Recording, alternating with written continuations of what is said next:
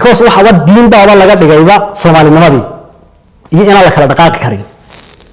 walaalnimada aad ka dhawaajisay laba marxaladood oo dadku walaal ku noqdaan laba marxaladood oo dadku walaal ku noqdaan labada marxaladood mid waa diin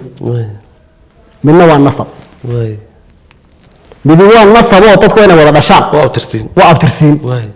hooyo iyo aabo dadku inay wada dhalaan ama hooyo dhasho ama aabo dhalo ama laba wada dhalaan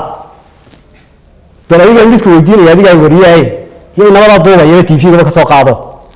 bal abtirso oo magacan Soomaali la yiraahdo magasha mise magashi qof Soomaali sheegta oo abtirsiintiisa inta ka soo bilaabanta magac Soomaaliya soo gara ma jiro dadkan Soomaalida ee waxaan isku yimid ku heshiiyay magac meel dhigo lagu heshiiyeen abtirsiin ma horta Soomaali walaalo ma xaqiiqatan laga bayri Soomaali nasab walaalo kuma aha anigu Soomaali ma galo adna ma gashin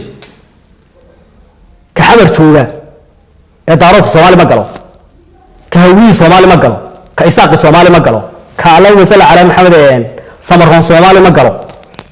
ka harti ma galo cid gashaa ma jirto Soomaali abtirsiintiisu gasho maxay noo soo haray islaamnimada ayaa lagu walaalooba inama almu'minuuna ikhwa maadaama ay sidaa tahay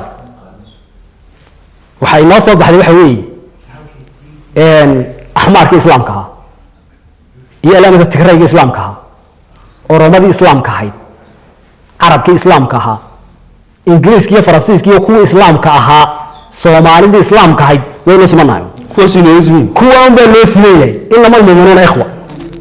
maadaama meeshii nasab aynu noo gaar iskaga siinahay oo islaamnimada ka hooseeya oo nasabi aanu jirin taasoo ka simanaayo